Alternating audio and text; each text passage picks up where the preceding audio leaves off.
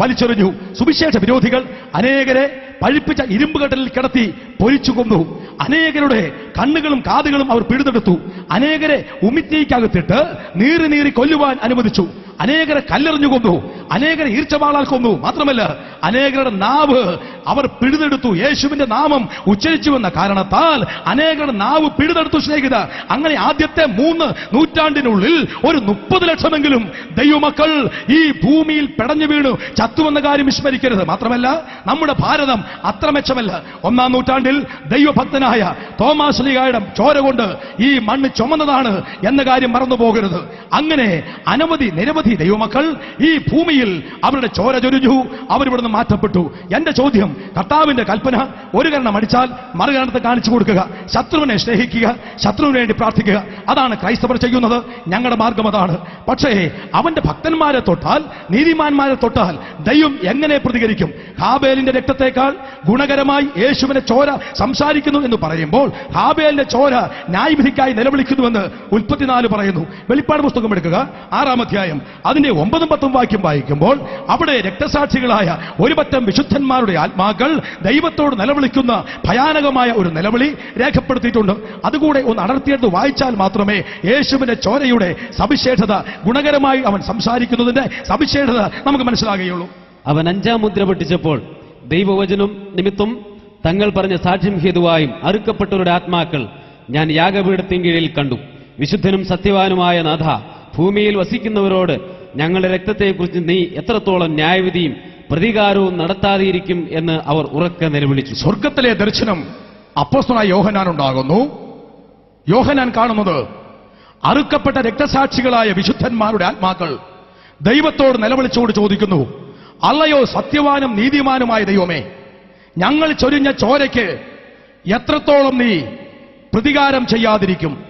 സ്നേഹിതന്മാരെ, യേശുക്രിസ്തുവിന്റെ ചോരയൊഴികെ അവന്റെ നാമത്തിൽ ഇവിടെ ചൊരിയപ്പെട്ട സകല വിശുദ്ധന്മാരുടെയും ചോര ദൈവത്തോട് നിലവിളിക്കുന്നത് അവരുടെ ചോര ചൊരിഞ്ഞവർക്ക് വേണ്ടിയുള്ള ന്യായവിധിക്കാണ്.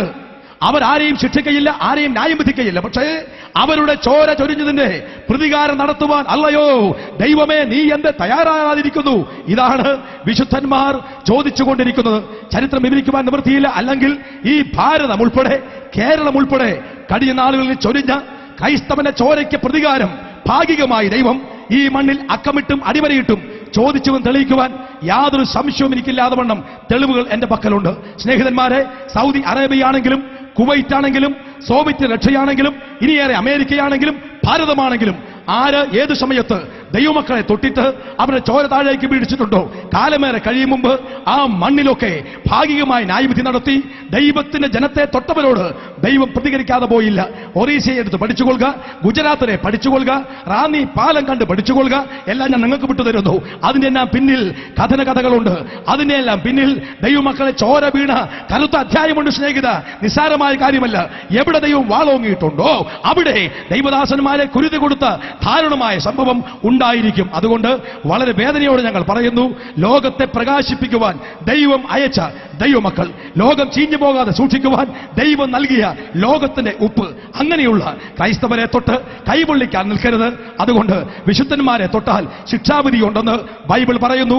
ലോക സംഭവം വെളിവാക്കുന്നു. അങ്ങനെ നിരവധി വിശുദ്ധന്മാരുടെ ചോര ന്യായവിധിക്കായി നിലവിളിക്കുമ്പോൾ നമ്മുടെ കർത്താവായ യേശുവിന്റെ രക്തം അത് ഗുണകരമായി സംസാരിക്കുന്നു. എന്താണ് ആ ചോര സംസാരിച്ചുകൊണ്ടിരിക്കുന്നത്? നിങ്ങൾ കാൽവരിയിലേക്ക് കണ്ണുയർത്തുകയും കാത് കൂർപ്പിക്കുകയും ചെയ്താൽ അവിടെ ഒരു നേരിയ ശബ്ദം കേൾക്കാം. പിതാവേ, ഇവർ ചെയ്യുന്നത് ഇന്നത് എന്നറിയായികയാൽ ഇവരോട് ക്ഷമിക്കണമേ. കഴിഞ്ഞ വർഷം സുവിശേഷം കേട്ടിട്ടും രക്ഷിക്കപ്പെടാത്തവർ, ഇന്നലെ രാത്രിയിലും ദൈവത്തിന്റെ ആലോചന കേട്ടിട്ട് രക്ഷിക്കപ്പെടാത്ത ആളുകൾ, കഴിഞ്ഞ അനേക വർഷങ്ങളായി സുവിശേഷം അറിഞ്ഞിട്ടും പാപത്തെ ഉപേക്ഷിക്കാത്ത ആളുകൾ, അങ്ങനെയുള്ളവർക്ക് വേണ്ടി ഇന്ന് രാത്രിയിലും എന്റെ കർത്താവായ യേശു പിതാവിനോട് തന്റെ മുറിവേറ്റ കരം കാണിച്ചു പറയുന്നു, പിതാവേ ഇവരോട് ക്ഷമിക്കണമേ, ഇവരോട് ക്ഷമിക്കണമേ, ഒരു ദിവസം കൂടെ ക്ഷമിക്കണമേ. ഇന്ന് രാത്രിയിൽ അവർ പാപത്തിന് പരിഹാരം പ്രാപിക്കും. സ്നേഹിതന്മാരെ, അതുകൊണ്ടാണ് ഞാനും നിങ്ങളും ജീവനോടിരിക്കുന്നത്. അതുകൊണ്ടാണ് നമ്മൾ പാപത്തിന്റെ പട്ടിക പൂരിപ്പിച്ചുകൊണ്ടിരിക്കുമ്പോഴും സസുഖം വാഴുവാൻ ദൈവം അനുവദിക്കുന്നത്. അതുകൊണ്ട് ഇന്ന് രാത്രിയിൽ നിങ്ങൾക്ക് വേണ്ടി യേശുവിന്റെ രക്തം ഗുണകരമായി സംസാരിക്കുന്നു. ആ ചോരയിൽ, ആ ചോര ചൊരിച്ചിലിൽ ആര് വിശ്വസിക്കുന്നുവോ അവർക്കാണ് പാപക്ഷമ, അവർക്കാണ് ശുഭകരമായൊരു ഭാവി. പക്ഷേ അത് വേണ്ടെന്ന് വെക്കാൻ പരിപൂർണ സ്വാതന്ത്ര്യം ദൈവം നമുക്ക് തന്നിരിക്കുന്നു. 7-ാം അധ്യായം എടുക്കുക, 24-25 വാക്യങ്ങൾ. അതുകൊണ്ടൊന്ന് പറയാതിരിക്കാനൊക്കെയില്ല. എന്റെ സഹോദരി സഹോദരന്മാരെ, വിറയ്ക്കുന്ന ഹൃദയത്തോടുകൂടെയാണ് ദൈവം സാക്ഷി ഞാൻ ഈ പ്രമേയം നിങ്ങളുമായി പങ്കുവെക്കുന്നത്. ദൈവത്തിന്റെ പുത്രന്റെ ചോരയെ തൊട്ട് കളിച്ചാൽ അതിന്റെ ഭയാനകത എത്ര വലുതായിരിക്കുമെന്ന് മൂകമായി ചരിത്രം കഴിഞ്ഞ 2000-ഓളം കൊല്ലമായി നമ്മോട് സാക്ഷിച്ചുകൊണ്ടിരിക്കുകയാണ്. ഏകദേശം 1935 കൊല്ലത്തെ ചരിത്രമെങ്കിലും യേശുവിനെ ചോരയെ തൊട്ട് കളിച്ചതുകൊണ്ട് എന്ത് സംഭവിച്ചു എന്ന് ചൂണ്ടിക്കാണിക്കുവാൻ നമ്മുടെ കൺമുമ്പിലുണ്ട്. ഈ വാക്യം ഒന്ന് വായിച്ചു കേൾപ്പിക്കാം. യേശുവിന്റെ ചോരയ്ക്ക് വിലയില്ലെന്ന് പറഞ്ഞ, യേശുവിന്റെ ചോര നിസാരമെന്ന് പറഞ്ഞ, യേശുക്രിസ്തുവിന്റെ രക്തം മലിനമെന്ന് നിരൂപിച്ച ഒരു കൂട്ടം ആളുകൾ. വായിച്ചാട്ട വാക്യം. ആരവാരം അധികമാകുന്നതല്ലാതെ ഒന്നും സാധിക്കുന്നില്ല എന്ന് പീലാത്തോസ് കണ്ടിട്ട് വെള്ളമെടുത്ത് പുരുഷാരം കാണുകയെ കൈകഴി, ഈ നീതിമാന്റെ രക്തത്തിൽ എനിക്ക് കുറ്റമില്ല, നിങ്ങൾ തന്നെ നോക്കിക്കൊള്ളുവിൻ എന്ന് പറഞ്ഞു. അവന്റെ രക്തം ഞങ്ങളുടെ മേലും ഞങ്ങളുടെ മക്കളുടെ മേലും വരട്ടെ എന്ന് ജനമൊക്കെയും ഉത്തരം പറഞ്ഞു. ഏകദേശം AD 30 പീലാത്തോസിന്റെ കൽത്തളമാണ് രംഗം.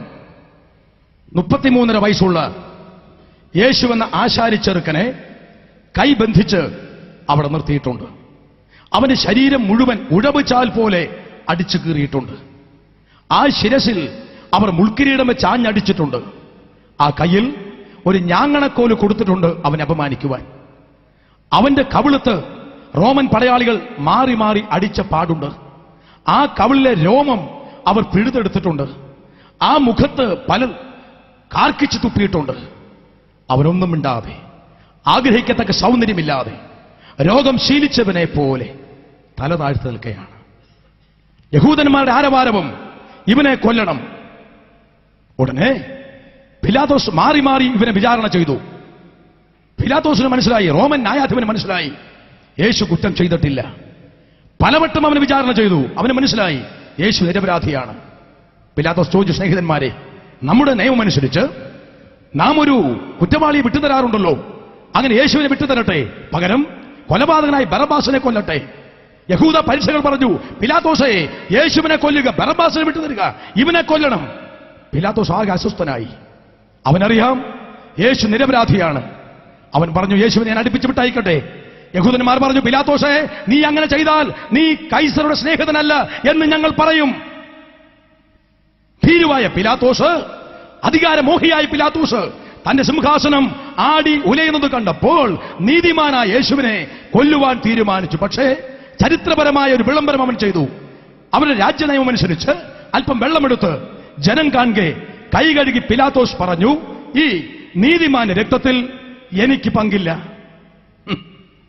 ഇത് കേട്ടപ്പോൾ അബ്രഹാമിന്റെ സന്തതി, മോശയുടെ ന്യായപ്രമാണം അറിയാവുന്നവർ, മോശയുടെ ന്യായപ്രമാണത്തിന്റെ പീഠത്തിലിരുന്ന് ഭരണം നടത്തുന്നവർ, വാഗ്ദത്തമുള്ളവർ, ആരാധിക്കാൻ അവകാശമുള്ള സ്വന്തം ജനം, യഹൂദന്മാർ പറഞ്ഞു, അല്ലയോ പിലാത്തോസേ, നീ ഒരു ഭീരുവാണോ?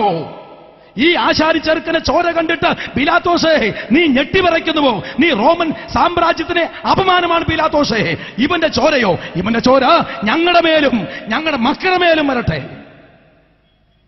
സ്നേഹിതന്മാരെ, നമ്മൾ ഏറ്റെടുത്താ പോരെ, മക്കൾക്കൂടെ ശാപം കൊടുക്കണമോ? റോമൻ നിയമമനുസരിച്ച് ഒരിക്കലും കൊല ചെയ്യാൻ പാടില്ലാത്തവനാണ് യേശു എന്നറിഞ്ഞിട്ടും പീലാത്തോസ് കൊല്ലുവാൻ തീരുമാനിച്ചു എന്നുള്ളതിനേക്കാൾ ഭയാനകം, ആ ചോര വില കൊടുത്ത് യൂതന്മാർ സ്വന്തമാക്കി മാറ്റി, യഹൂദജാതി സ്വന്തമായിട്ട് മാറ്റി. ഇവന്റെ ചോര ഞങ്ങൾ ഏറ്റെടുത്തിരിക്കുന്നു. യേശുവിനെ കൊണ്ടുപോയി ക്രൂശിച്ചു.